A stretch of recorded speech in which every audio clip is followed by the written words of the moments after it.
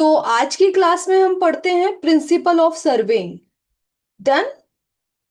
मेरी आवाज क्लियर आ रही है ना स्टूडेंट्स? चलिए, ओके। प्लीज चैट में मेंशन कर दीजिएगा कोई भी डाउट हो तो। Okay, done. है ना? सो हम आज की क्लास में देख लेते हैं प्रिंसिपल ऑफ सर्वेइंग। कल हमने एक पॉइंट डिस्कस भी किया था लास्ट क्लास में, working from whole to part, है ना? उसको हम फिर से एक बार डिटेल में समझ लेते हैं स्टूडेंट्स। जो आप देख रहे हैं प्रिंसिपल ऑफ सर्वेइंग, दो प्रिंसिपल होते हैं। फर्स्ट होता है working from whole to part, second होता है दो पॉइंट की दो पॉइंट की पोजीशन या उसका लोकेशन हमें पता है, उसके रेफरेंस में हम थर्ड पॉइंट की लोकेशन पोजीशन हम पता करेंगे। ओके। सो सेकंड जो प्रिंसिपल होता है उसमें 5 केसेस होते हैं, उनको हम डिस्कस करेंगे। तो आपका पूरा प्रिंसिपल ऑफ सर्वेइंग टॉपिक खत्म होगा। ओके। सबसे पहले हम समझते हैं working from whole to part वाला प्रिंसिपल। प्लीज वेट एक मिनट।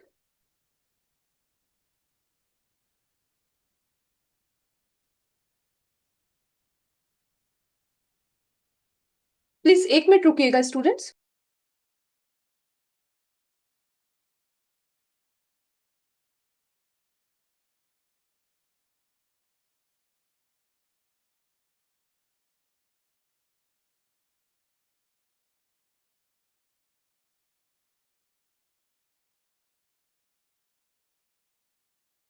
ओके, चलिए।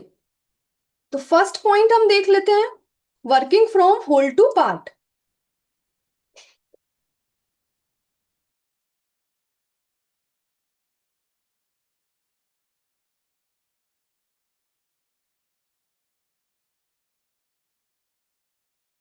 चलिए, पहले पॉइंट में हम देखते हैं working from whole to part में अगर हम working from whole to part करते हैं तो एरर होने के संभावना कम होती है। फॉर एग्जाम्पल, ये प्लॉट है।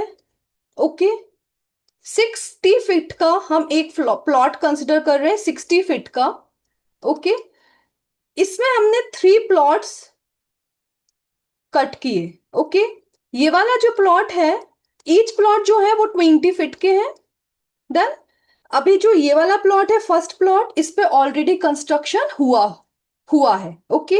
अभी सेकंड जो प्लॉट है 20 फीट का, अगेन इस पर अभी कंस्ट्रक्शन होना स्टार्ट हो रहा है। ओके। तो जो ओनर है वो इंजीनियर को बोलेगा इस पे कंस्ट्रक्शन करना है। अब हम ये फर्स्ट पॉइंट समझने जा रहे हैं working from whole to part वाला। ओके। अब इसको उल्टा कर देते हैं क्योंकि आपको ऑप्शंस वैसे ही पूछे जाएंगे, working from part to whole, है ना? ये ऑप्शन आएगा तो वो गलत हो जाएगा। अगर पार्ट टू होल काम करने जाओगे तो एरर आने की संभावना बढ़ जाती है। कैसे बढ़ जाती है?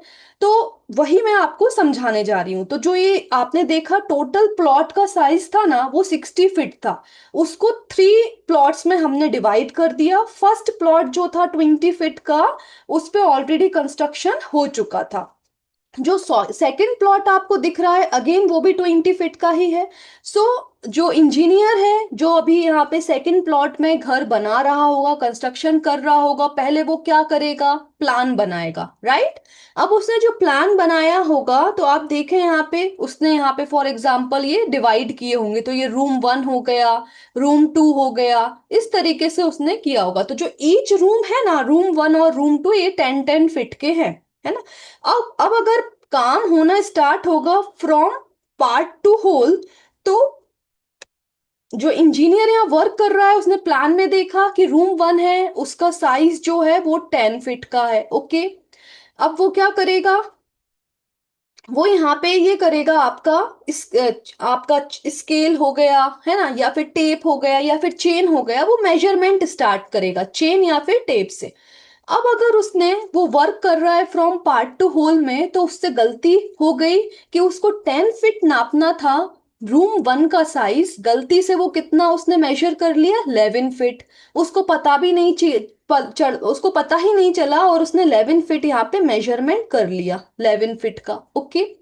अब यहाँ पे उसको अभी उसने एक बाउंड्री मार्क तो की ही नहीं थी, कि ये 20 आपका जो प्लॉट साइज है वो 20 फीट का है ना, तो उसने अभी 11 फीट मार्क कर लिया रूम वन का साइज। अब उसने जो दूसरा रूम था उसका प्लान से साइज देखा, तो जो प्लान से साइज था वो भी 10 फीट था, तो अगेन उसने यहाँ पे 10 फीट मेजर करा। डन। जैसे ही उसने 10 फीट यहाँ मेजर करा, तो ये कितने फीट का प्लॉट हो गया? 21 फीट का। बट एक्चुअल जो साइज था प्लॉट का वो कितना था? 20 फीट। तो वो क्यों ये गलती हुई? क्योंकि वो पार्ट टू होल वर्क कर रहा था।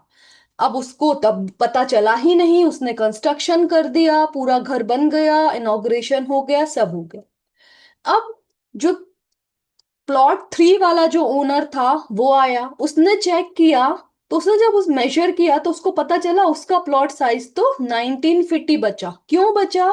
क्योंकि इधर वाला सेकंड प्लॉट जो था, यहाँ जो घर बना, इसके इंजीनियर ने जो यहाँ पे वर्क किया था ना, वो फ्रॉम पार्ट टू होल किया था। सो पार्ट टू होल में एरर आने की चांसेस बहुत ज्यादा इंक्रीज हो जाते हैं। डन। तो इस वजह से यहाँ पे जो इनका साइज था, प्लॉट 2 वाला जो ओनर था उनका साइज मतलब 21 फीट पे कंस्ट्रक्शन हो गया। अब ये जो ओनर प्लॉट 3 वाले ओनर थे वो इनसे बोलेंगे कि भाई आपने जो कंस्ट्रक्शन कर दिया वो 21 फीट पे कर दिया। अब क्या होगा? तो अब जो ये प्लॉट 3 वाले जो ओनर रहेंगे, या तो वो कंपनसेशन बोलेंगे या तो रेंट पे करने को बोलेंगे। कितने साइज के लिए? 1 फीट के लिए। या फिर बोलेंगे कि इतने दूर का कंस्ट्रक्शन आप क्या करो, यहां से रिमूव कर दो, जो भी कंस्ट्रक्शन है वहां का कंस्ट्रक्शन तोड़ दो। ये डिमांड करेंगे, है ना। सो इसलिए कभी भी ये गलती नहीं हो, हमेशा होल टू पार्ट वर्क करना चाहिए। अब अच्छा, होल टू पार्ट में क्या होगा उसका भी एक एग्जाम्पल देख लेते हैं। ये देखिए, अगर होल टू पार्ट वर्क करते हैं तो सेम एग्जाम्पल लेंगे। अगेन ये 20 फीट का फ्लॉप, ये 60 फीट का टोटल प्लॉट साइज है। 3 प्लॉट्स यहाँ पर आपने देखे, ये जो कटे हुए हैं 20 फीट के ईच। ओके। इस पे ऑलरेडी कंस्ट्रक्शन था। अब सेकंड प्लॉट जो है वो भी 20 फीट का था, उस पे कंस्ट्रक्शन हो रहा है। जो अच्छा इंजीनियर होगा वो सबसे पहले क्या करेगा? बाउंड्री मार्क को बनाएगा, है ना। तो ये इसने यहां से मेजर करेगा और 20 फीट पे ले जाके वो मार्क कर देगा। ओके। तो ये 20 फीट मेजर हो गया। अब उसको क्या करना है भाई? उसका जो प्लॉट एरिया है वो ये है, जो दिखाई दे रहा है आपको, ये उसका प्लॉट एरिया है, प्लॉट साइज है ये। अब इसी में ही उसको वर्क करना है। अब इसमें वो रूम बनाएंगे, अपने किचन बनाएंगे, हॉल बनाएंगे, सब इसके अंदर। तो इसको बोलते हैं working from whole to part.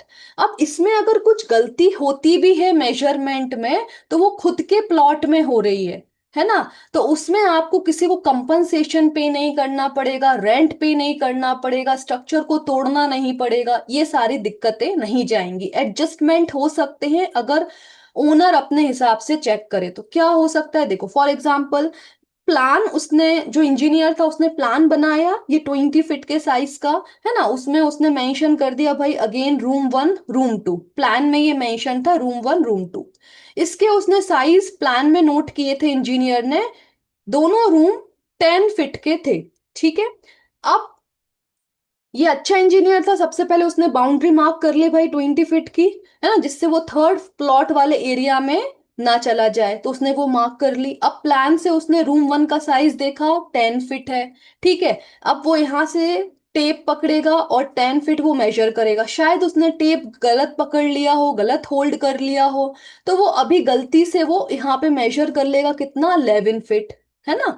अब 11 फीट मेजर कर लिया, अब वो दूसरा जो रूम है, सेकंड रूम है, उसके साइज को मेजर करेगा, तो उसको पता चलेगा भाई ये तो 9 फीट ही बचा है ना, क्योंकि उसने बाउंड्री मार्क कर ली थी 9 फीट, उसको यहाँ पता चल जाएगा। अब ये तो क्या कर रहा है? प्लॉट फील्ड पे वो क्या कर रहा है? मैप से देख के लेआउट बना रहा है ना। हमारा काम क्या होता है सर्वेइंग में? सबसे पहले प्लान या मैप बनाना। अब यहाँ उसने जो प्लान बनाया है, प्लान से देख देख के वो फील्ड पे लेआउट बना रहा है। अभी चौक से सिर्फ उसने मार्किंग की है, तो वो ओनर से पूछ लेगा, भाई ये हमने 11 फीट की मार्किंग की है रूम 1 की, और रूम 2 की 9 फीट की है, लेकिन आपने 10-10 फीट के रूम बोले थे, क्या चेंज करें या इतना इनफ है? ओनर बोलेगा चलेगा, कोई इशू नहीं है, एक रूम थोड़ा छोटा भी हो जाएगा तो, है ना। अगर वो बोलेगा नहीं आप चेंज करो, तो चेंज भी हो जाएगा आसानी से, उसमें ओनर 3 का इन्वॉल्वमेंट नहीं आएगा। बट इसमें क्या हो रहा था, फर्स्ट केस में ओनर थ्री का इन्वॉल्वमेंट आ रहा था, क्योंकि आपने उसके प्लॉट में 1 फीट इंक्रीज कर दिया था कंस्ट्रक्शन। ये बात समझ में आई? क्लियर हुआ ये बात? ओके।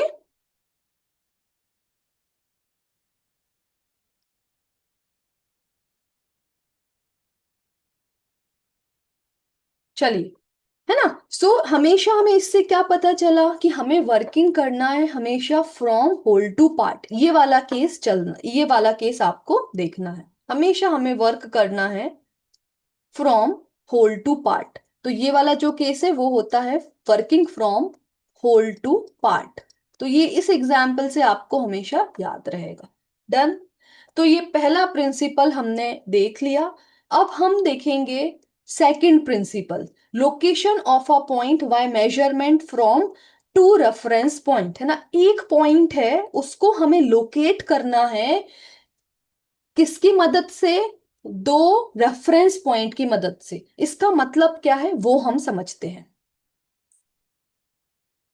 एक मिनट।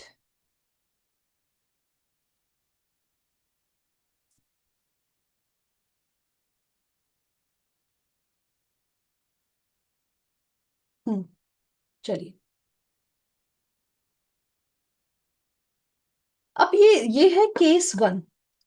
क्योंकि इसमें आप क्या कर रहे हो, दो रेफरेंस पॉइंट, ये जो पी और क्यू दिख रहे हैं ना, ये है रेफरेंस पॉइंट। इनकी जानकारी आपको पता है, इनके बारे में आपको पता है, इनकी लोकेशन आपको पता है ना। लेकिन अब आपको ये जो आर पॉइंट है ना, उसको लोकेट करना है इन पी और क्यू की मदद से। तो ऐसे हम 4 केसेस बनेंगे। उन 4 केसेस में आर को हम डिफरेंट तरीके से लोकेट करेंगे, डिफरेंट प्रिंसिपल पे लोकेट करने जा रहे हैं। तो पहला जो केस है ना, वो आप देख सकते हैं पहले वाले केस में कि पी और क्यू हमेशा फिक्स रहेंगे, उनके बारे में हमें पता है। क्या पता है उनके बारे में? पी क्यू की हमें डिस्टेंस पता है, कितने दूर है ये। फॉर एग्जाम्पल हम कंसिडर कर लेते हैं, ये है 10 मीटर डिस्टेंस पे। ठीक है, इसके बारे में हमें हमेशा पता रहेगा। अब 10 मीटर है ऑन फील्ड, तो ये बात हो रही है ऑन फील्ड पर, ऑन फील्ड पर। डन। अब मुझे इसको बनाना है प्लान। तो प्लान हम किस पे बनाएंगे? ऑन पेपर, है ना। सो हम बनाएंगे ऑन पेपर। हम देखें तो पेपर पे प्लान प्लॉट करेंगे, तो हम स्केल कंसिडर करना पड़ेगा हमको, क्योंकि 10 मीटर हम पेपर पे तो बना नहीं पाएंगे। तो हमें क्या करना पड़ेगा, 1 सेंटीमीटर इक्वल्स टू हम मान लेंगे 1 मीटर। अब हम 10 मीटर को 10 सेंटीमीटर से हम यहाँ पे स्केल लेके पेपर पे प्लॉट कर देंगे। तो ये हो गया आपका, पेपर पे पी मार्क कर दिया और क्यू मार्क कर दिया। इनके बीच में जो डिस्टेंस है वो कितनी है ऑन पेपर? 10 सेंटीमीटर। डन। अब मुझे आर पॉइंट जो आपको दिख रहा है ना फील्ड पे, इसको लोकेट करना है। अब इसको लोकेट करने के लिए मुझे पी आर और क्यू आर की डिस्टेंस पता चल जाए, तो आर पॉइंट की पोजीशन हमें पता चल जाएगी। समझ में आई ये बात? है ना। तो इसमें हम क्या करेंगे, ये हमको आसानी से पी पे हम जब खड़े हैं तो हमें आसानी से आर पॉइंट दिख जा रहा है ना। आर जो पॉइंट है, हो सकता है यहाँ कोई पोल हो, या तो यहाँ ऑफसेट हमने यहाँ पे आपने रख दी हो, है ना। ये सॉरी, रेंजिंग रॉड हमने कुछ रख दिया हो, या तो पोल हो या तो ट्री हो, कुछ भी हो सकता है आर, तो वो हमको पी पे खड़े होके आसानी से आर दिख रहा है। तो हम आसानी से यहाँ पे डिस्टेंस मेजर कर सकते हैं, किसकी मदद से, चेन या फिर टेप की मदद से। तो आप पी पे टेप को पकड़ोगे, एक बंदा पी पे खड़ा हुआ है, वो टेप को पकड़ा हुआ है, उसको स्ट्रेच कर रहा है, क्यू पे जो इस बंदा खड़ा हुआ है, सॉरी आर पे जो बंदा खड़ा हुआ है ना, तो ये स्ट्रेच करेंगे और पी और आर की डिस्टेंस मेजर कर लेंगे। फॉर एग्जाम्पल पी आर की डिस्टेंस भी कितनी निकल कर आई, 10 मीटर। सिमिलरली क्यू पे जो एक खड़ा हुआ है आदमी, है ना, वो क्या करेगा, क्यू पे स्केल को सॉरी टेप को पकड़ेगा और स्ट्रेच करेगा आर तक, है ना, तो उसने ये मेजर कर लिया ऑन फील्ड, कितना उसका निकल कर आ गया, ये भी 10 मीटर आ गया, कितना भी आ सकता है, एग्जाम्पल 10 मीटर निकल के ये आ गए, है ना। अब हम क्या करेंगे, इसको हम पेपर पे भी बना लेंगे। तो ये आपने आर जो पॉइंट है उसकी लोकेशन फाइंड आउट कर ली। तो पेपर पे कैसे बना लेंगे, अगेन आप देखें यहाँ पे, पेपर पे बनाने के लिए आप क्या करेंगे, पी आर की कितनी डिस्टेंस है, 10 मीटर है, ऑन पेपर कितना हो जाएगा, 10 सेंटीमीटर। तो हम क्या करेंगे, हमारे पास होता है कंपास, है ना, कंपास होता है इस प्रकार का होता है, एक तरफ होती है निडिल, एक तरफ होता है इसमें पेंसिल, इस तरीके से पेंसिल आपकी रहती है ना। सो ऐसे आप कितना यहाँ पे आर्क तैयार कर रहे हैं, ये आर्क तैयार कर रहे हैं आप 10 सेंटीमीटर की, और यहाँ पर जो निडल है उसको रखेंगे पेपर पे इस पी पॉइंट पे, एंड 10 सेंटीमीटर की आर्क एक मार्क कर देंगे। सिमिलरली क्यू से लेके ये आर पॉइंट, क्योंकि पेपर पे तो हमें पोजीशन नहीं पता ना आर की, वो हमें मार्क बनाना है पोजीशन। तो अगेन क्यू पे, क्यू से लेके आर तक डिस्टेंस कितनी है, 10 मीटर ऑन फील्ड, पेपर पे कितनी हो जाएगी, 10 सेंटीमीटर ऑन पेपर, तो कितने की आर्क तैयार करेंगे, 10 सेंटीमीटर की।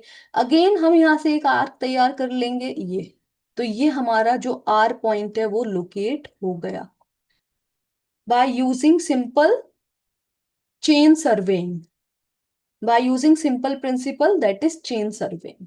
डन। तो ये आप अपना जो पॉइंट है आर पॉइंट उसको लोकेट कर देंगे, समझ में आई ये पॉइंट। तो पहला केस हमने देख लिया, प्रिंसिपल कौन सा प्रिंसिपल यूज करके आपने आर पॉइंट को लोकेट किया है, चेन सर्वेइंग के प्रिंसिपल को यूज करके आपने आर पॉइंट को लोकेट किया है। समझ में आया बेटा, ये क्लियर है आपको, कोई डाउट है इसमें,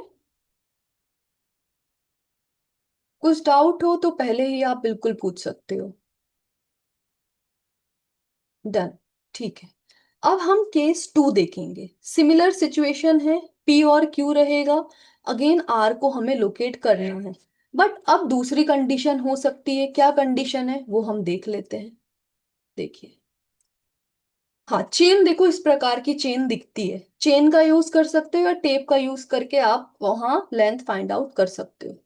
देखो केस 2 है, अब हम देखते हैं केस 2। केस 2 में अगर आप देखें, अगेन पी क्यू है आपके पास, ठीक है, हम इसकी अगेन मान रहे हैं जो डिस्टेंस है पी और क्यू के बीच में वो है 10 मीटर, है ना, ये है ऑन फील्ड। अगेन हमने स्केल कंसिडर कर लिया, 1 सेंटीमीटर इक्वल्स टू 1 मीटर का, ठीक है।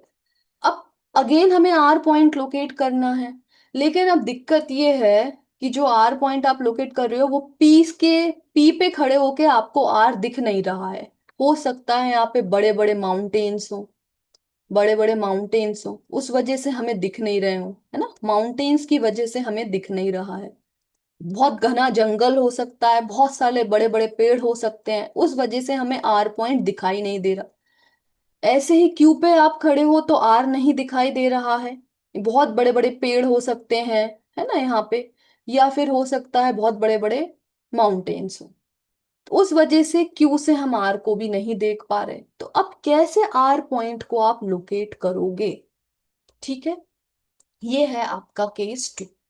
तो इसके लिए हम again on paper, on paper यहां बना लेते हैं, ऑन पेपर हम क्या बनाएंगे, स्केल हमने कंसिडर कर लिया 1 सेंटीमीटर इक्वल्स टू 1 मीटर, तो हम क्या करेंगे, पी क्यू को प्लॉट कर देंगे, ये हो गया आपका पी और ये हो गया आपका क्यू, है ना, ये हमने 10 सेंटीमीटर का प्लॉट कर लिया। अब हम क्या करेंगे, अब आपने एक इंस्ट्रूमेंट देखा होगा, ये देखा है, इसको बोलते हैं सेट स्क्वायर। इसको क्या बोलते हैं? Set square. एक मिनट, है ना। अब इस ये सेट स्क्वायर जो होता है ना, इसमें होते हैं दो स्लिट्स। ये देख सकते हो, एक स्लिट तो ये है और एक स्लिट ये है। 90 डिग्री पे ये स्लिट्स होते हैं, 90 डिग्री पे। अब जो एक स्लिट आपको दिख रहा है ना, ये हॉरिजॉन्टल वाला, यहां तक ये वाला स्लिट पूरा, इसमें एक तरफ होता है आई पीस और दूसरी तरफ होता है ऑब्जेक्ट पीस।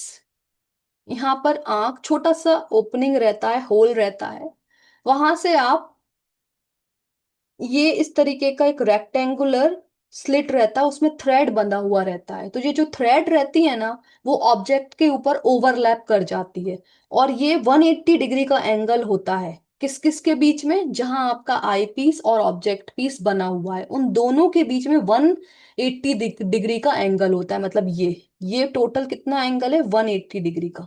ओके।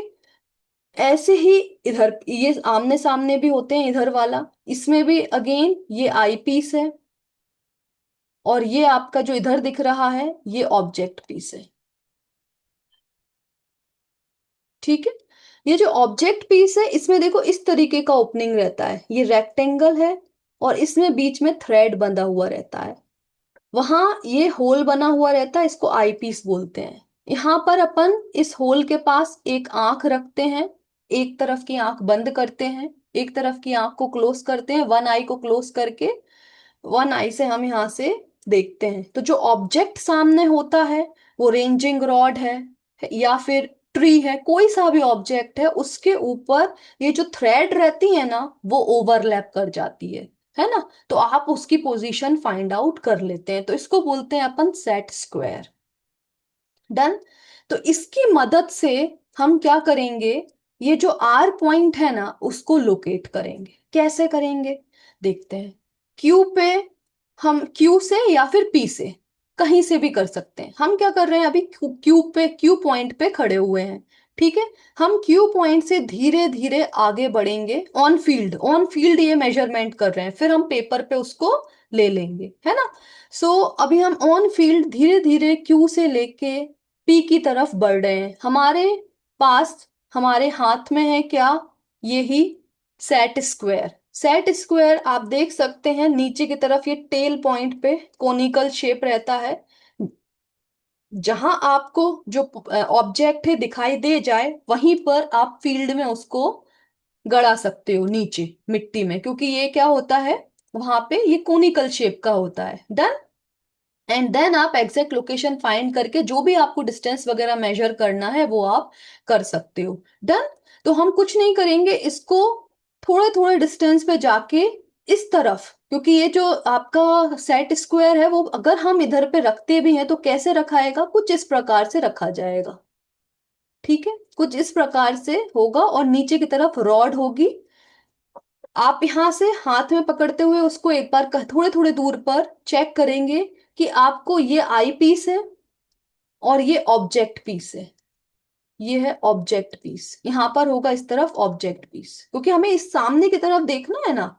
हमारा जो ऑब्जेक्ट है वो इस डायरेक्शन में है ना। सो इसलिए ये ऑब्जेक्ट पीस होगा और यहाँ पे हमारी क्या होगी? आई पीस होगी।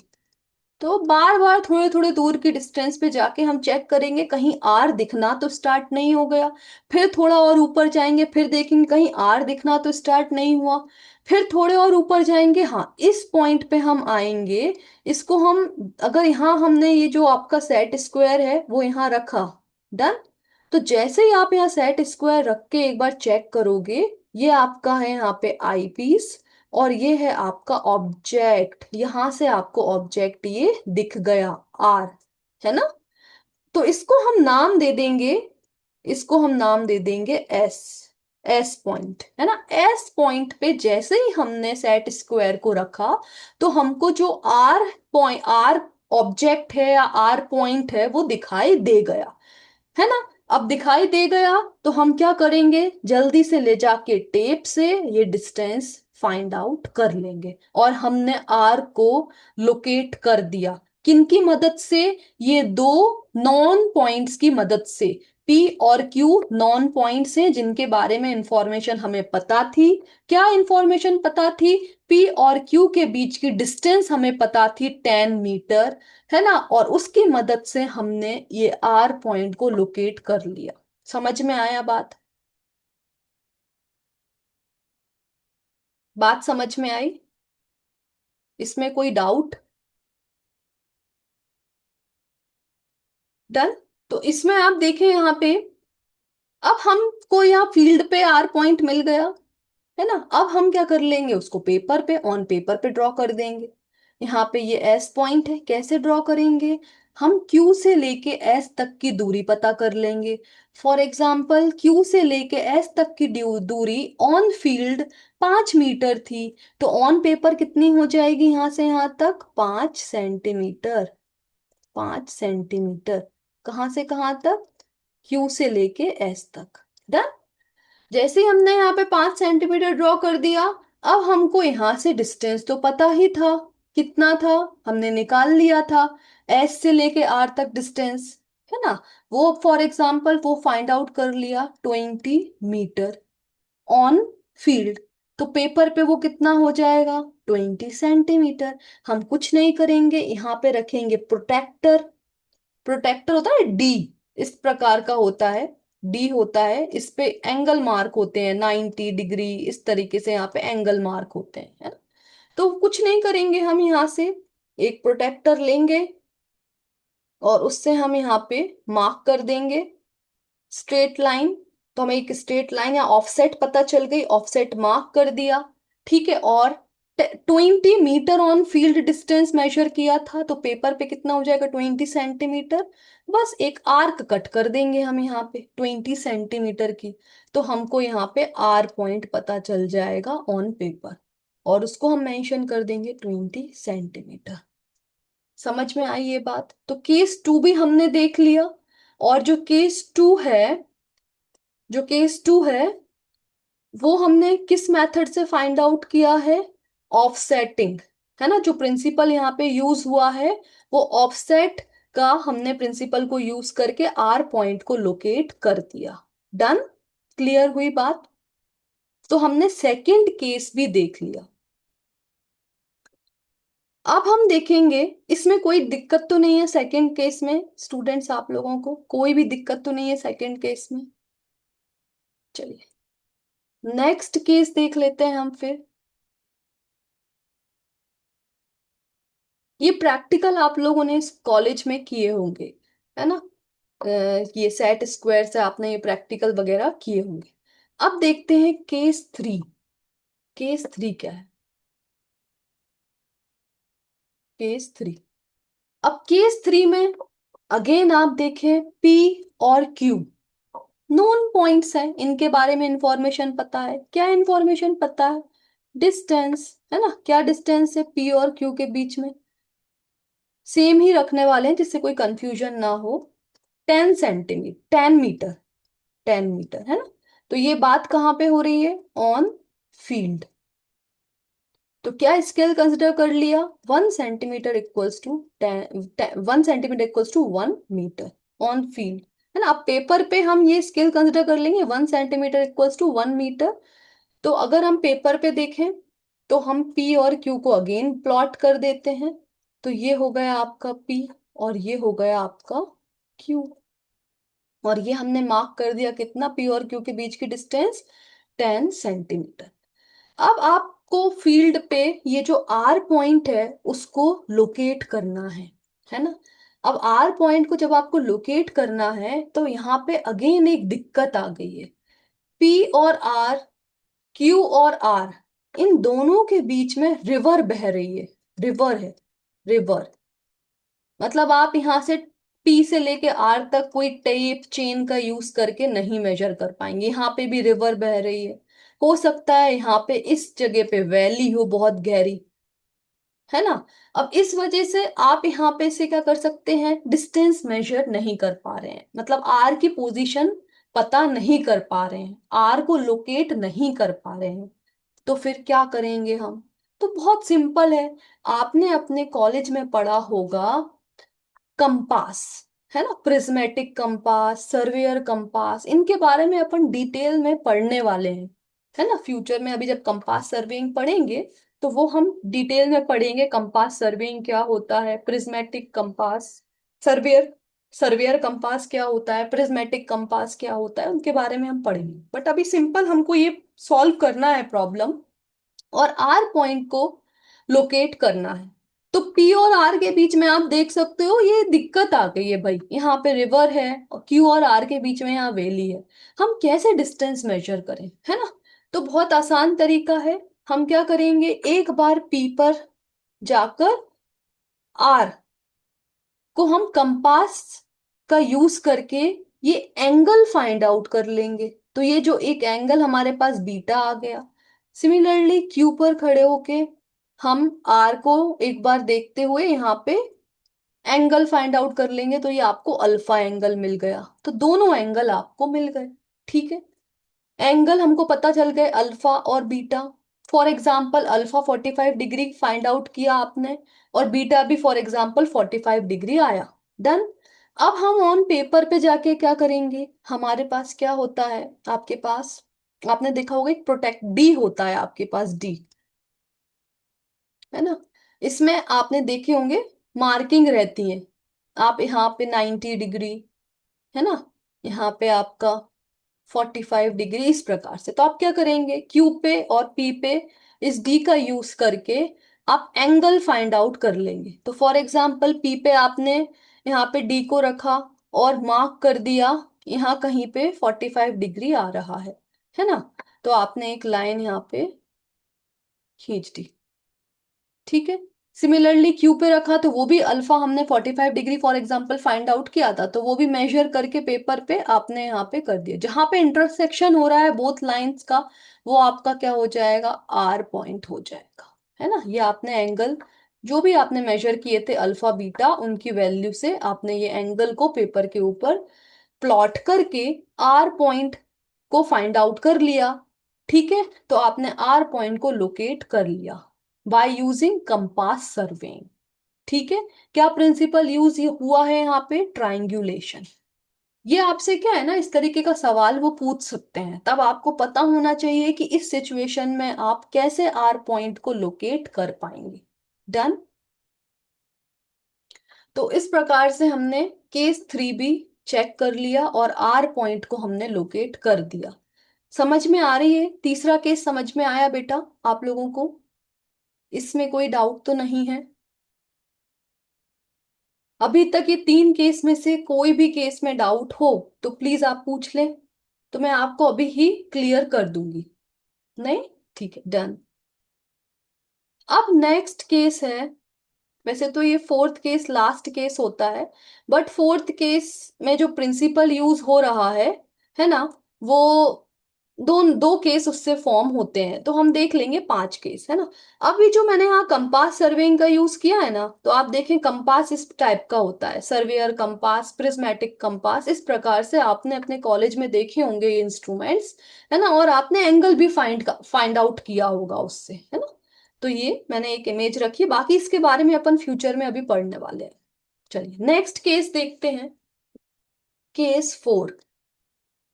डन। अब केस 4 को हम देखते हैं। केस 4 में अगेन वही सिचुएशन, पी और क्यू की पोजीशन हमें पता थी, इन दोनों के बीच का डिस्टेंस 10 मीटर, है ना, 10 मीटर। ऑन फील्ड बात हो रही है ना, तो 10 मीटर, ये फॉर एग्जाम्पल ये डिस्टेंस थी इनके बीच में, ये है ऑन फील्ड। स्केल हमने कितना लिया है यहाँ पे, जिससे हम पेपर पे ये प्लॉट कर पाए, तो 1 centimetre equals to 1 metre, same ही ले रहे हैं जिससे कोई कंफ्यूजन ना रहे। अगेन हम ड्रॉ कर देंगे, पी और क्यू पॉइंट को पेपर पे हम बना देंगे।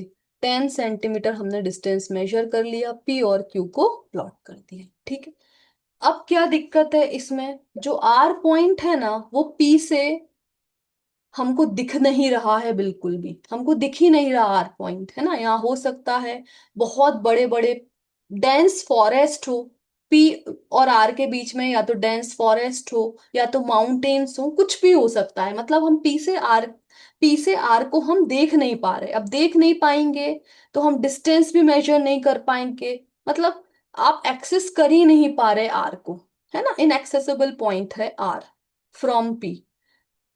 बट क्यू से आपको आर जो है वो दिख रहा है ना। लेकिन यहाँ पर क्या है ना, जो क्यू से लेके आर है ना, यहाँ पे आपको दिख जा रहा है आर। तो हम क्या कर लेंगे भाई, यहाँ पे क्यू पे कंपास रखेंगे, जो हमने पिछले केस में देखा था ना। आपको दिख भी रहा है और यहाँ से आप लेंथ भी इजीली फाइंड आउट कर सकते हैं, दोनों चीजें हैं, है ना। तो हम आर पॉइंट को लोकेट करने के लिए क्या करेंगे, क्यू पे रखेंगे कंपास, है ना, और आर का ये जो एंगल है वो फाइंड आउट कर लेंगे। फॉर एग्जाम्पल अल्फा एंगल आया, है ना, उसको हम पेपर पे प्लॉट कर देंगे अल्फा एंगल को। ये एंगल मार्क करके आपको मिल जाएगा अल्फा एंगल। अब अपने को चाहिए डिस्टेंस। तो ऑन फील्ड हम आराम से डिस्टेंस मेजर कर सकते हैं। जैसे ही आपने एंगल फाइंड आउट कर लिया आर पॉइंट, तो वहां तक हम डिस्टेंस फाइंड आउट कर लेंगे, है ना। फॉर एग्जाम्पल डिस्टेंस आपकी यहाँ पे 5 मीटर निकली। अब हम क्यू पे प्रोटेक्टर की मदद से 5 सेंटीमीटर की आर्क तैयार करेंगे और आर्क मार्क कर देंगे। तो ये जो इंटरसेक्शन हुआ है ना, इस पॉइंट को हम बोलते हैं आर। मैंने ये जो आर्क बनाई है वो कितने की बनाई है, 5 सेंटीमीटर की, क्योंकि ऑन फील्ड हमने क्यू से लेके आर तक डिस्टेंस मेजर की थी, वो निकली थी 5 मीटर। डन। अब क्यू से लेके आर तक हम पेपर पे जब इसको प्लॉट करेंगे तो स्केल की मदद से हमें कितना मिल जाएगा, 5 मीटर, 5 सेंटीमीटर के बराबर, है ना। एक आर्क तैयार करेंगे, आर्क यहाँ पे बना देंगे, तो जहां इंटरसेक्शन हो रहा है वो हमारा आर पॉइंट रहेगा। ठीक है। और इसी को हम बोलते हैं, ये जो प्रिंसिपल हमने यूज किया है ये आर फाइंड आउट करने के लिए, वो होता है ट्रैवर्सिंग का प्रिंसिपल। आपने आई थिंक सो इसके ऊपर एक प्रैक्टिकल भी किया होगा अपने कॉलेज में, आपको शायद याद हो तो। ऐसे कॉलेज में 4 पॉइंट्स, 3 पॉइंट्स वो मार्क करवा देते थे, है ना। इनका नाम दे देते ए बी सी डी। हर एक पॉइंट पे आप यहाँ पे क्या रखेंगे, अपना अपना इंस्ट्रूमेंट रखेंगे, कंपास सर्वेइंग की मदद से आप बी पॉइंट को एक बार एंगल फाइंड आउट कर लेंगे, बी पॉइंट का एंगल फाइंड आउट कर लेंगे, है ना। आपने यहाँ पे ये एंगल निकाल लिया। सिमिलरली फिर बी पे रख के आप, है ना, ये जो सी पॉइंट है इसका एंगल फाइंड आउट कर लेंगे।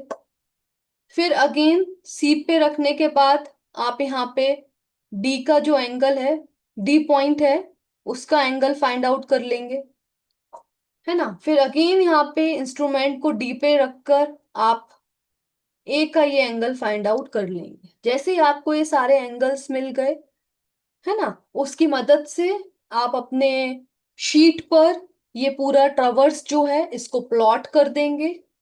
और फिर फील्ड पे ए से लेके बी तक, बी से लेके सी तक, सी से लेके डी तक और डी से लेके ए तक डिस्टेंस फाइंड आउट कर लेंगे, L1, L2, L3, L4। तो आपको यहां से एंगल मिल गए, डिस्टेंस मिल गया। आपको बोला जाता है शीट पे आप इसको प्लॉट कर दो, तो इसको पूरा बोलते हैं हम ट्रवर्सिंग। आपने इसका प्रैक्टिकल किया होगा अपने कॉलेज में, है ना।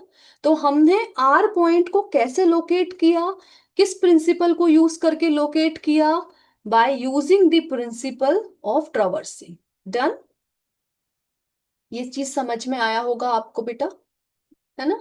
चलिए, अब ये हमने 4 केस पढ़ लिए, है ना। 4 केसेस हमने पढ़ लिए, एक फिफ्थ केस और है, ये भी प्रिंसिपल ही है, लेकिन ये जो फिफ्थ केस है ना वो भी ट्रवर्सिंग का ही है ना। देख लेते हैं हम। सेम सेम है एकदम। इसमें भी जो प्रिंसिपल यूज हुआ है वो हुआ है ट्रवर्सिंग का ही। ओके। तो हम बोल सकते हैं 4 केस ही हैं। तो एक केस 4 का बी पार्ट है ना, मार्क कर देते हैं। ये है ए पार्ट, मतलब सिचुएशन उन्होंने दी गई है, इस तरीके की सिचुएशन भी हो सकती है। अगेन आप देख सकते हैं पीक से क्यू तक का जो डिस्टेंस है वो 10 मीटर है ना।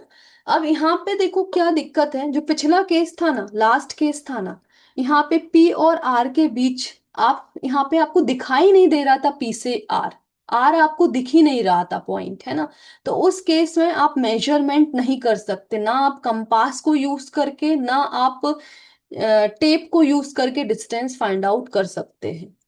ना आप इस मतलब जो आपके पास पी से आर तक का जो आर पॉइंट है वो आपको दिख नहीं रहा है, तो ना ही आप पी से लेके आर तक डिस्टेंस फाइंड आउट कर पा रहे हैं चेन सर्विंग का प्रिंसिपल यूज करके, वो भी इम्पॉसिबल है।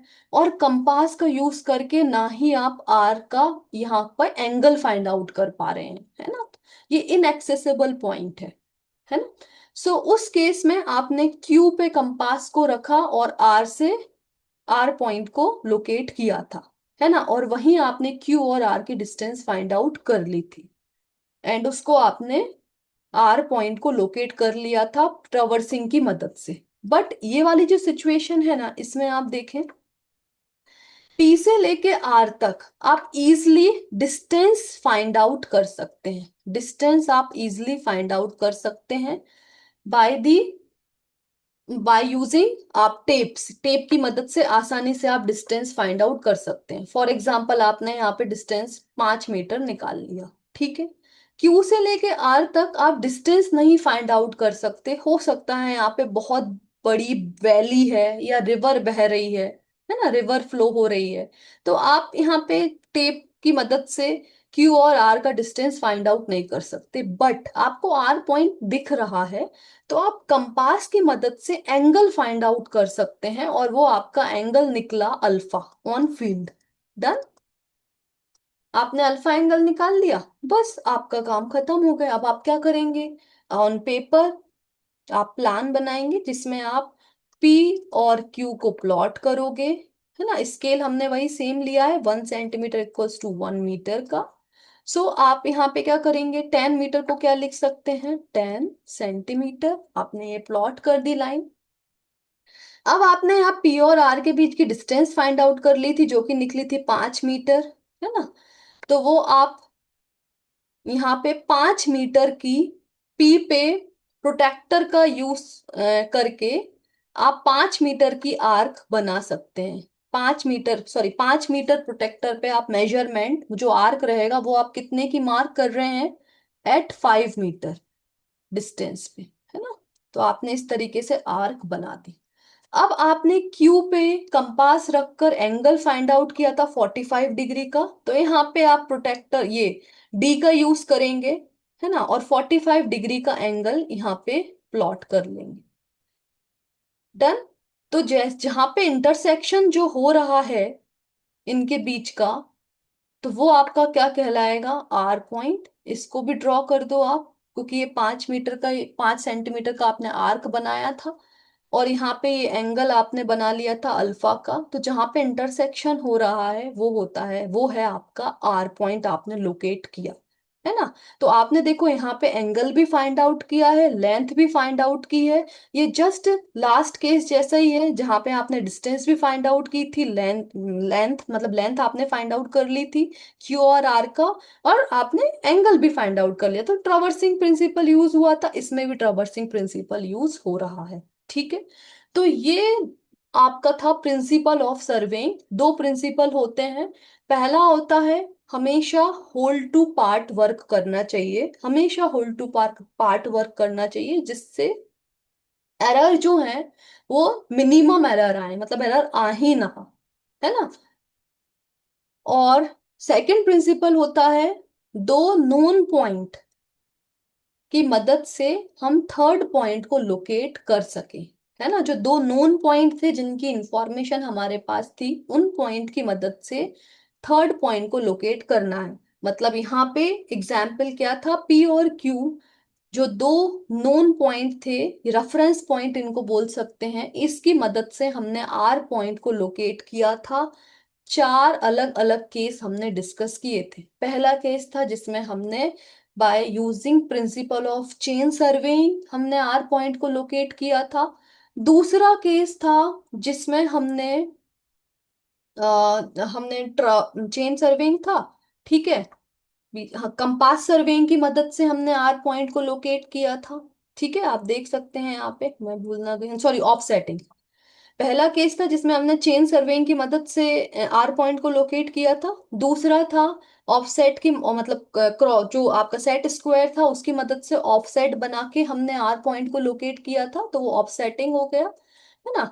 तीसरा केस था जिसमें हमने कंपास सर्वेइंग की मदद से आर पॉइंट को लोकेट किया था।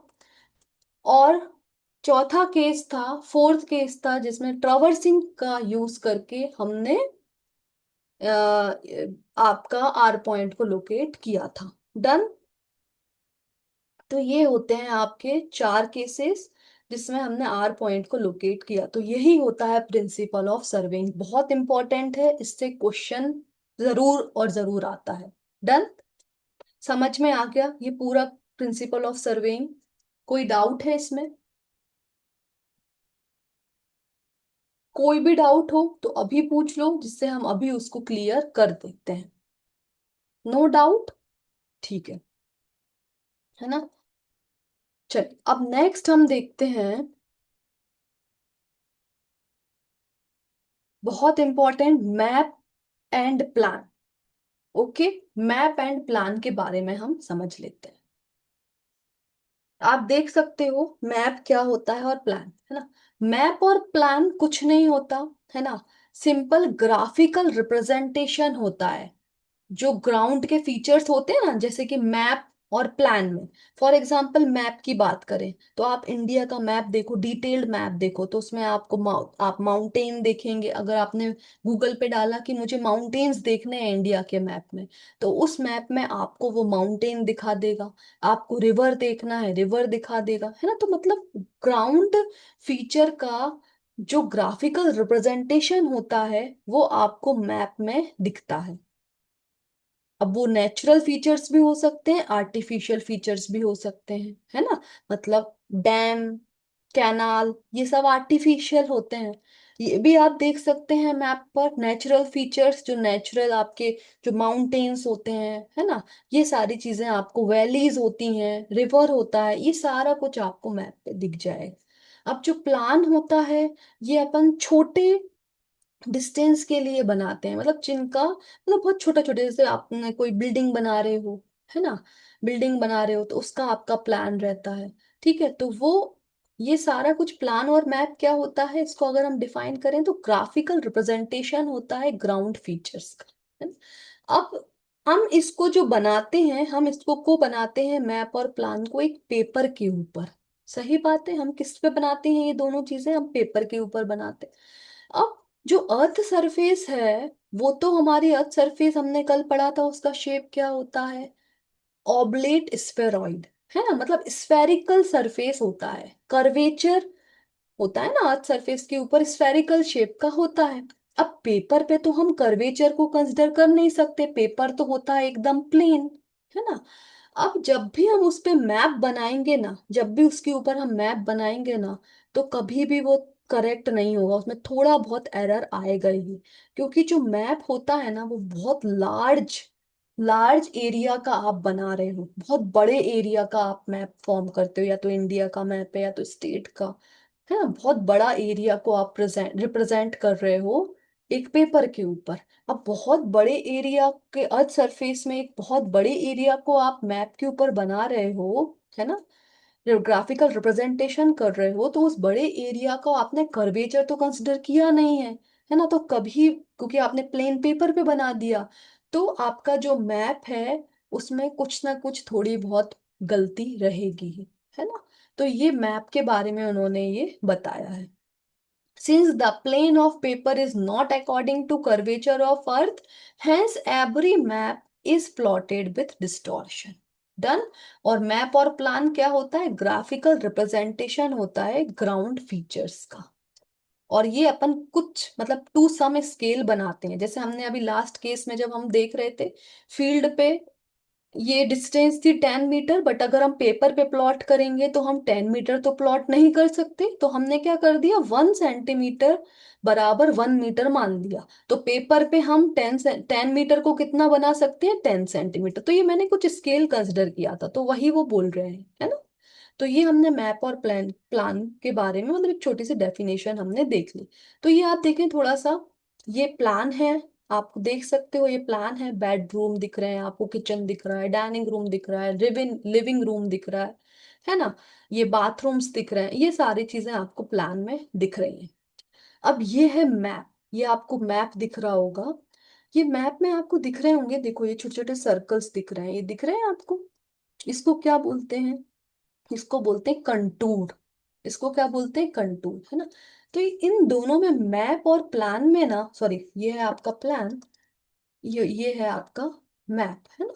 इन दोनों में कुछ डिफरेंस होते हैं, वो हम देख लेते हैं। तो इसमें उन्होंने नोट में क्या लिखा है, in plan only horizontal distances are represented with drawing, है ना। हमेशा प्लान में हॉरिजॉन्टल डिस्टेंस आपको दिखाई देती है। हॉरिजॉन्टल डिस्टेंस मतलब क्या हो गया, देखो आपको इस बेडरूम की लेंथ दिख जाएगी, विड्थ दिख जाएगी, डन। यहाँ पे भी लेंथ दिख जाएगी, विड्थ दिख जाएगी। क्या आपको कहीं पे भी इस प्लान में हाइट दिख रही है क्या, कहीं पे भी हाइट दिख रही है क्या, नहीं दिख रही, है ना। तो हमेशा जो प्लान होता है ना, उसमें हॉरिजॉन्टल डिस्टेंस आपको दिख जाती है, लेकिन मैप में आपको हॉरिजॉन्टल डिस्टेंस के साथ साथ आपको एलिवेशन भी दिखाई देता है। Where is in map elevations are also represented along with distance। Elevation आपको किस फॉर्म में दिखाई देता है, कंटूर लाइंस के फॉर्म में, ठीक है। कंटूर लाइंस, ये जो आपको सर्कल दिख रहा है ना, सर्कल इधर पे लिखे होते हैं नंबर्स, जैसे आप देख रहे हैं ये सर्कल पे लिखे होते हैं नंबर्स। अब ये अगर नंबर बाहर वाला, जो बाहर वाला सर्कल है उसका जस्ट अंदर वाला सर्कल है ना, तो अगर ये सर्कल में नंबर छोटा लिखा हुआ है, मतलब बाहर से बाहर बड़े हैं फिर छोटा नंबर लिखा हुआ है, तो इसका मतलब वहां पर है वैली, वहां पर है डिप्रेशन, है ना, वहां पर होगा वैली। लेकिन अगर कुछ बड़ा नंबर लिखा है, कंपैरिजन टू आउटर लाइन के कंपैरिजन में जो अंदर वाला सर्कल है उस पे बड़ा नंबर लिखा हुआ है, तो इसका मतलब वहां पर क्या है, माउंटेन या हिल। समझ में आई बात, ये हम कंटूर अभी बहुत अच्छे से पढ़ेंगे, कंटूर मैप्स वगैरह अभी हम अच्छे से पढ़ेंगे, एक नया इसका ही खुद का एक अलग से चैप्टर है, तो वहां हम डिटेल में पढ़ेंगे। तो मतलब जो मैप होता है ना, उसमें आपको तीनों डिस्टेंसेस दिख जाते हैं, मतलब आपको सॉरी, हॉरिजॉन्टल डिस्टेंस तो आपको दिख ही रहा है, साथ में आपको एलिवेशन हाइट भी पता चल जाती है, एलिवेशन भी दिख जाता है, किसकी मदद से, कंटूर लाइंस की मदद से, ठीक है। बस मैंने इतना सा आपको इसमें एक्स्ट्रा बताया। जो कंटूर लाइंस है ना, उसमें अगर जो सर्कल सर्कल, ये आपको सर्कल्स दिख रहे होंगे, सर्कल्स दिख रहे हैं, है ना, ये देखो ये वाला सर्कल, यही दिखाऊं मैं आपको, ये एक सर्कल है, ये कहीं ना कहीं ये कंटूर लाइंस क्लोज होती ही है ना। तो अभी ये देखो ये 35 है, अंदर वाला क्या है, 40 है। तो इसका मतलब क्या हो रहा है, धीरे धीरे ये जो है यहाँ कुछ इंक्रीज हो रहा है, यहाँ पे हिल टाइप का बन रहा है, ठीक है। कहीं पे आप देखें, जैसे इधर पे भी ये 55 है, ये 60 है, तो यहाँ कहीं हिल है। अब यहाँ देखो आप, बाहर वाला कंटूर यहाँ 20 है, यहाँ 25 है, अंदर 15 है, मतलब यहाँ पर क्या है, डिप्रेशन है ना। तो जो मैप होता है ना, मैप में आपको एलिवेशन भी दिखाई देता है, ठीक है। मतलब पूरे मैप में कहाँ पे डाउनफॉल हो रहा है, कहाँ पे डिप्रेशन है, कहाँ पे हिल है, वो सारा कुछ आपको मैप में दिखाई देता है। तो डिफरेंस है मैप और प्लान के बीच में। अब उसके बाद आपको ये पॉइंट भी बहुत इंपॉर्टेंट है, the graphical representation with large scale is known as plan and with small scale is known as map. देखो क्या होता है ना, इसका मतलब समझो आप, जो प्लान होता है ना, वहां आप लार्ज स्केल कंसिडर करते हो, है ना, हमेशा। लेकिन जो मैप होता है ना, स्मॉल स्केल। देखो मैप क्या है, मैप आप किसी एरिया का बहुत बड़ा, आप वहाँ ग्राफिकल रिप्रेजेंटेशन कर रहे हो, तो वहाँ आपको स्केल छोटा ही कंसिडर करना पड़ेगा, तब जाके आप पूरी डिटेलिंग उधर उस एरिया की मार्क कर पाओगे, तो वहाँ आपको स्केल छोटा लेना पड़ेगा, है ना।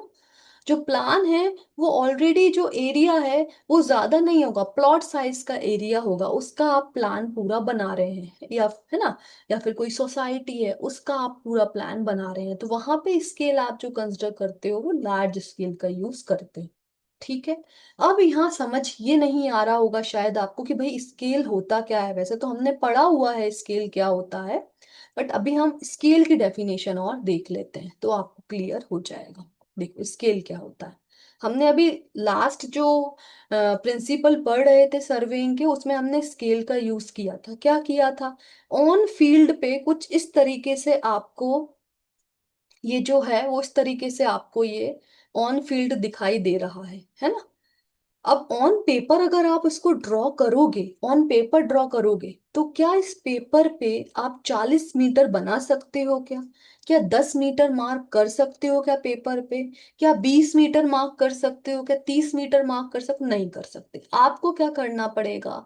आपको पेपर पे ड्रॉ करने के लिए स्केल कंसिडर करना पड़ेगा। इसको बोलते हैं इंजीनियर्स स्केल, है ना। आपने यहाँ पे क्या मान, जितना आप पेपर पे बना सकते हो, जो आपका ऑन फील्ड पे जो आपका प्लान है, वो जितना आप पेपर पे बना सकते हो, मतलब जो फील्ड पे लेआउट डला हुआ है उसको आप कितने साइज तक पेपर पे बना सकते हो, उसके हिसाब से आप स्केल कंसिडर कर लेते हो, है ना, कर सकते हो। जैसे 1 सेंटीमीटर को हमने 10 मीटर मान लिया, है ना, तो यहाँ पे आप देखें 40 सेंटीमीटर है तो कितना हो जाएगा? 4 सेंटीमीटर, तो 4 सेंटीमीटर आसानी से पेपर पे बन जाएगा। क्लियर हुई बात? तो यही उन्होंने मेंशन किया है। स्केल क्या होता है? It is the representation of actual dimension on plan और मैप बाय स्मॉल डायमेंशंस, है ना। मतलब उन्होंने यही बताया, it is the representation of actual dimension on plan और map by small dimensions. Civil engineering में हम ना स्मॉल डायमेंशंस का यूज करते हैं। यहीं पे नट एंड बोल्ट आ जाए तो मैकेनिकल नट एंड बोल्ट का साइज बहुत छोटा होता है ना, बट उसकी हमें पूरी स्टडी करनी है। तो मैकेनिकल इंजीनियर में जो आप क्या करते हो, नट एंड बोल्ट रहते हैं, है ना, उनको बड़े डायमेंशंस मान के उसको पेपर पे बनाते हो, क्योंकि नट एंड बोल्ट तो बहुत छोटे होते हैं, है ना। तो उनको पेपर पे आपको स्टडी करने के लिए जो स्केल कंसिडर करना पड़ता है वो लार्ज स्केल कंसिडर करना पड़ता है, लार्ज डायमेंशंस, है ना। सिविल इंजीनियरिंग में हम क्या करते हैं, बड़े बड़े मैप्स होते हैं, प्लान होता है, तो उसके लिए हमको स्केल कंसिडर करना पड़ता है, थोड़ा छोटा स्केल कंसिडर करना पड़ता है। ठीक है, समझ में आई बात? तो बस इतनी सी बात है। एट एंड में स्केल को हम क्यों जरूरत पड़ती है स्केल की? Measurement on the paper, to mark measurement on the paper, उसके लिए हमको स्केल की जरूरत पड़ती है। डन? कोई डाउट इसमें बेटा? कोई भी डाउट है?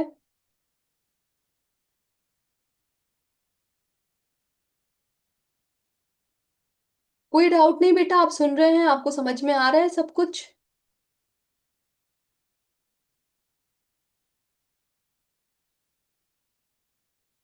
डन। चलिए नेक्स्ट देखते हैं फिर। अब स्केल के बारे में 3 इंपॉर्टेंट नोट्स हैं, वो हम देख लेते हैं। ठीक है। पहला नोट है, आप स्केल को जब कंसिडर कर रहे हो, स्केल को ड्रॉ कर रहे हो, है ना, तो उसका अपीयरेंस कभी भी चेंज नहीं होता, है ना। अगर आपका जो शेप है ऑन फील्ड वो कुछ इस प्रकार है, ऑन फील्ड, ऑन फील्ड कुछ इस प्रकार है लेआउट, तो ऑन पेपर क्या होगा? अपीयरेंस वही रहेगा, बट साइज छोटा हो जाएगा। समझ में आई बात? अपीयरेंस एकदम वही रहेगा, बट साइज थोड़ा क्या हो जाएगा? छोटा हो जाएगा। ठीक है, तो उन्होंने यही लिखा है, on assuming a scale for drawing of map only size of actual appearance can be changed, shape can not be changed, है ना। डन। अब देखते हैं second point, as the size of scale is reduced the accuracy of map is increased, है ना। जैसे जैसे आप स्केल के साइज को रिड्यूस करते जाओगे तो मैप की एक्यूरेसी इंक्रीज होती जाएगी। कैसे? ये देखो मैं आपको बताती हूँ। जैसे ये मैप है, यहाँ पे ये कुछ, ये जो मैप है ना, ये कुछ स्केल पे बना हुआ रहेगा। जैसे जैसे इसकी मैप का मैप का स्केल आप छोटा करते जाओगे ना तो और डिटेलिंग आपको यहाँ दिखाई देती जाएगी मैप में। कहाँ डिप्रेशन है, कहाँ पे हिल फॉर्म हो रही है, कहाँ पे क्लिफ्स हैं, कहाँ पे वैली, बहुत सारी चीजें, मतलब बहुत डिटेल मैप आपको दिखता जाएगा जैसे जैसे आप स्केल को क्या करते जाओगे, छोटा करते जाओगे। तो यही उसने बोला है, as the size of scale is reduce the accuracy of map is also increased. ठीक है। Scale is also defined as the fixed ratio of distance marked on plan to the actual measurement on field। तो वही मैंने आपको बताया, scale का जो definition होता है, स्केल क्या होता है, हम बोल सकते हैं map distance upon ground distance, है ना। जो आपने डिस्टेंस मार्क किया है प्लान पे, plan distance upon field distance, आप मेजरमेंट ऑन फील्ड, तो वही उसका रेशियो था, fixed ratio of distance marked on plan to the actual measurement on field. तो ये स्केल डिफाइंड होता है। अब इसमें बहुत इंपॉर्टेंट चीज है वो हम देख लेते हैं।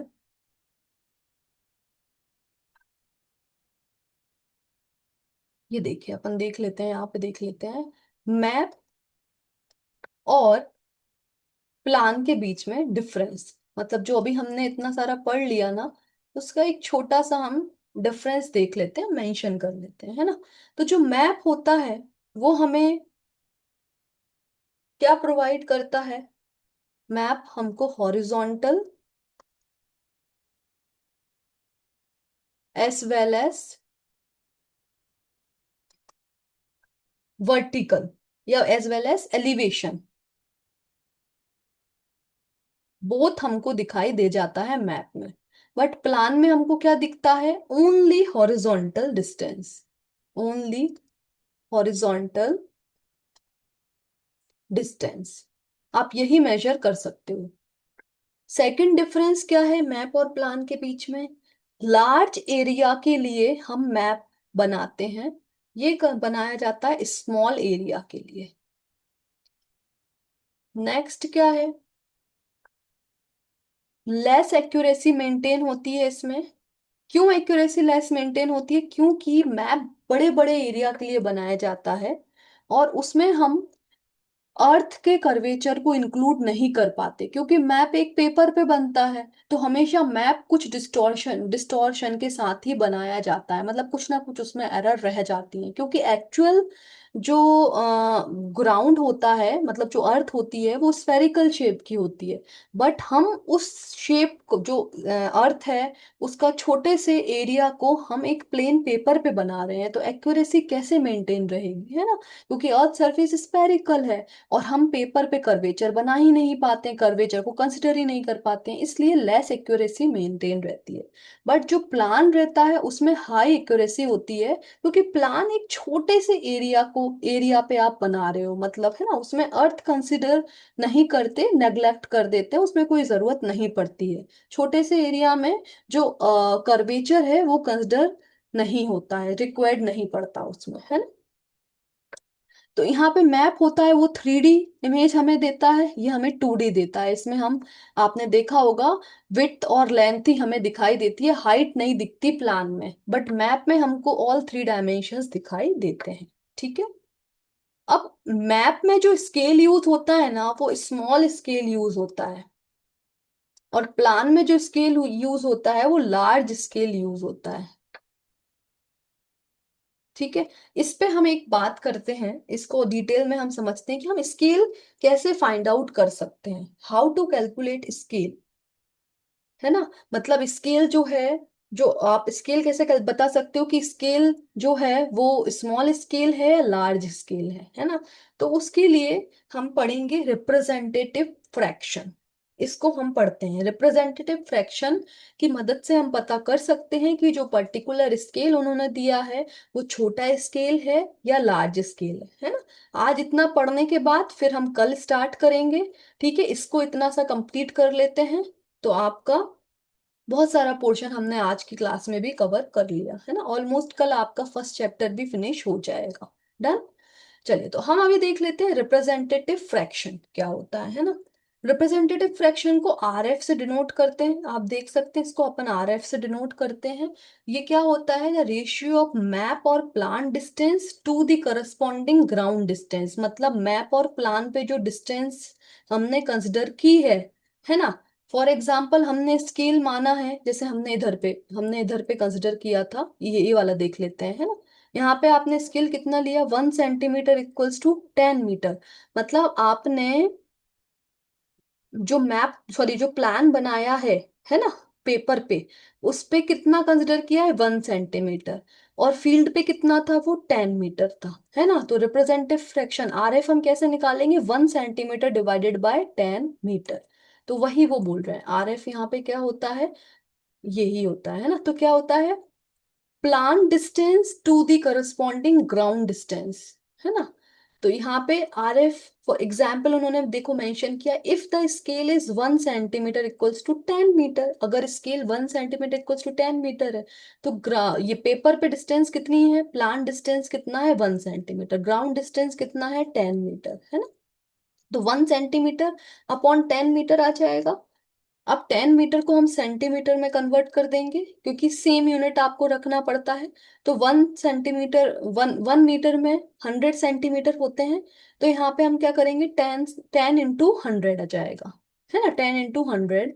तो दोनों तरफ यूनिट सेम हो गई है, सेंटीमीटर सेंटीमीटर कट हो गया आपका, है ना। एक मिनट, ये सेंटीमीटर सेंटीमीटर आपका कट हो गया, तो आपको यहाँ पे क्या मिला, 0.001, है ना। तो ये होता है आर एफ। अब हम यहाँ पे क्या करते हैं, एक छोटा सा एग्जाम्पल लेते हैं।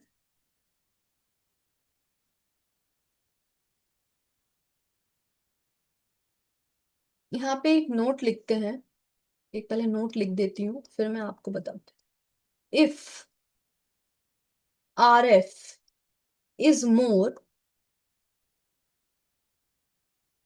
Accuracy of scale increases.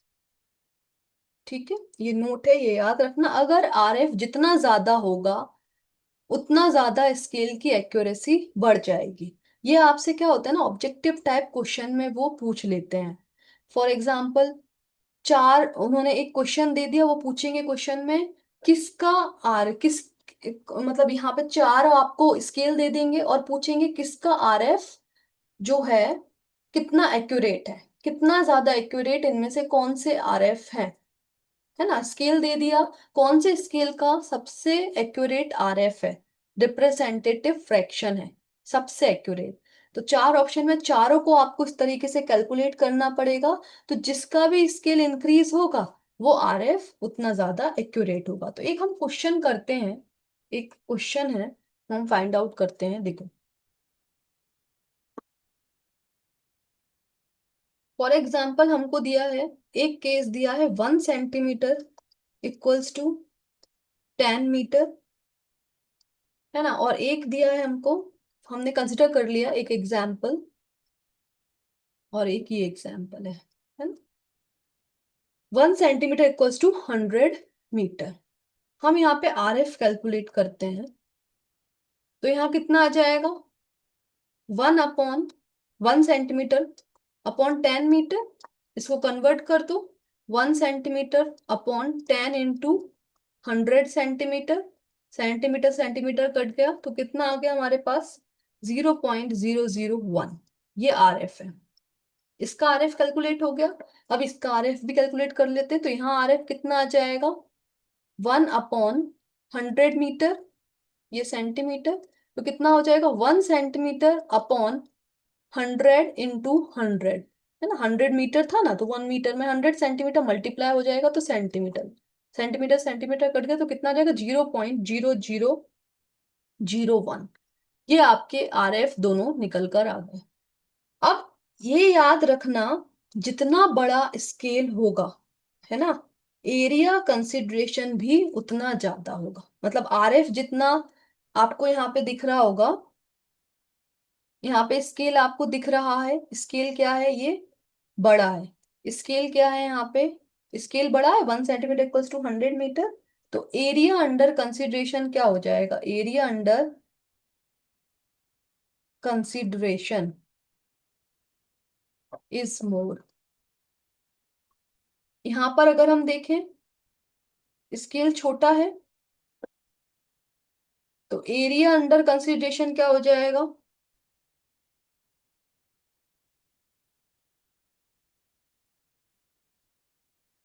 Is less. Done. तो ये एक नोट था जो कि इम्पोर्टेंट था, वो हमने डिस्कस कर लिया। डन। इसमें कोई डाउट है?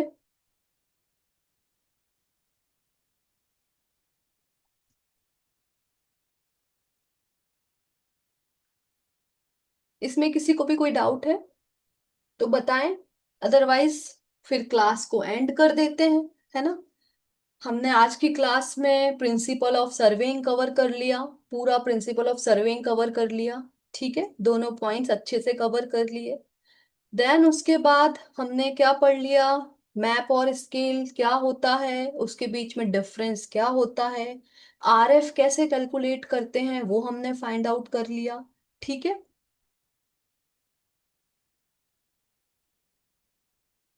मतलब आरएफ क्यों कैलकुलेट करते हैं, हमें ये चेक करना पड़ता है आरएफ कैलकुलेट करने के लिए कि स्केल छोटा है कि बड़ा है ना। अब यहाँ पे वो कैसे पता चलेगा? फॉर एग्जाम्पल हमें स्केल दिया है 1 centimetre equals to 10 metre, 1 centimetre equals to 10 metre. तो यहाँ पे आप देखें इस या फिर इस इन दोनों को कंपेयर करके देख लें, इन दोनों में से स्केल किसका छोटा है। आप खुद बताएं स्केल किसका छोटा है इन दोनों में से, इन दोनों केस में से स्केल किसका छोटा है। वो हमें कैसे देख के पता चलेगा? आरएफ वैल्यू देख के। तो यहाँ देखिए आरएफ, आरएफ की वैल्यू यहाँ पर क्या है? 0.001। यहाँ पे आरएफ की वैल्यू क्या है? 0.0001। तो इन दोनों में से कौन सा आरएफ छोटा है आप बताएं? सेकंड केस का आरएफ छोटा है। सेकंड केस का आरएफ क्या है? छोटा है, कम है ना। तो वो आपसे पूछेगा कि आपको कैलकुलेट करना है हाउ टू कैलकुलेट स्केल, है ना। स्केल कैसे कैलकुलेट करेंगे और आप वहां पता कर सकते हैं कि लार्ज है स्केल या स्मॉल है। ठीक है। तो यहाँ पे आपको क्या पता चलेगा? जितना ज्यादा कम आपका आरएफ होगा, ठीक है, उतना मोर एक्यूरेसी रहेगी स्केल की, है ना, उतना ज्यादा स्केल इंक्रीज कर जाएगा। डन।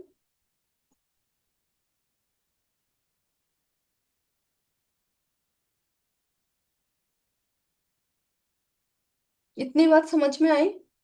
कोई डाउट है इसमें?